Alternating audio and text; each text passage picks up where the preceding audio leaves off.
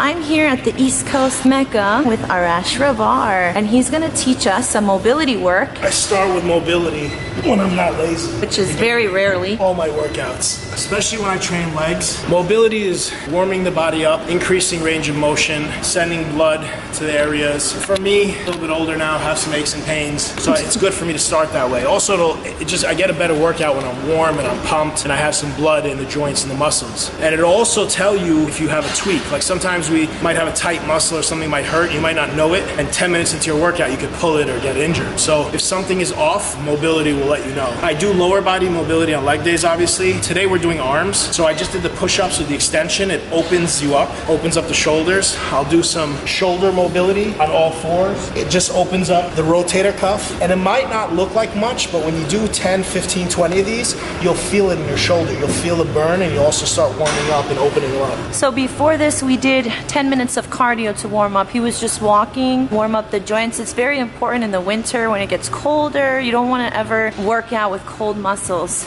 So even just warming up on 2-3 sets is not enough. So when I warm up, I make sure I fatigue. A warm up will take away a little bit of your energy and strength, but you'll get used to it as the time goes on, and it'll actually aid. It aids in my strength and my workouts. Like I was very, very tight. I had some TFL pain last week training legs. I broke a sweat and did about 20 minutes of warm up and mobility and ended up having an amazing leg workout. Here's another one for you. It'll fire the lower back erectors and the glutes, kind of get everything in line and in symmetry. That's a very good one. My physical therapist told me to do that. I definitely do this before squatting and deadlifting, 100%. Really? Yeah. You want your glutes and your lower back firing together. Your hands and your glutes, the way that they fire and the order in which they fire is really important when you're squatting and deadlifting. So everybody asks me about stretching. You can hold some stretches, some quick stretches before you train, but you don't want to do static stretching where you're holding a stretch for more than 20, 30 seconds, because stretching elongates and relaxes muscles. Training does exactly the opposite. It tenses and shortens the muscle. You don't want to relax and elongate your muscles if you're going to train, because you can get injured that way. The next 3 stretches you're gonna see, I do because of my shoulders. I had a little bit of a tendonitis issue on my left shoulder that gave me issues last year, and I like to open them up and make sure they're not tight. So I'll do a little quick stretch there, just opens up the chest. It also helps me with my shoulder. I'll trigger my rear delts, make them fire with these. Shoulders rolled back, so shoulders come back, and I open up with the band. Just do some of these, and then I'll stretch. Do a kind of a tricep stretch. I'll show you with that green band. Do you do this for every workout? I do this for every upper body workout. Oh, upper body. Yeah. Any upper body rotator cuff is a very common injury, and it's a very sensitive muscle. A lot of people don't know the rotator cuff's a muscle. It is. So this is a stretch, the stretch behind the head that I'll do with this, because I can't do that stretch very easily. It's very difficult. I do this mainly for my shoulders. It opens up my tricep and my lats. You have to understand, if your triceps are really, really tight, it can put pressure on your elbows. Biceps, your chest, really, really tight, can put pressure on your shoulders. So when you have an ache or pain, it's not always that area that's the issue. It can be something else that's a trickle effect. I don't think I've ever seen that before. So this is the, the regular overhead tricep stretch you could do, holding your elbow with the opposite hand. But because I'm a little bit bigger, more muscular, it's a little bit difficult for me to do it with my own arms. So I use this to aid me. I'm always tight, always lifting heavy. I carry a decent amount of muscle on me. It doesn't even matter how much I stretch. I'm always tight. So I stretch sometimes 2-3 times a day. Wow. I'll stretch every morning. I have a morning routine after cardio. I'll stretch. This is mobility before I train, and then I'll stretch after I train. How many reps, Arash? 15 to 20. Squeeze.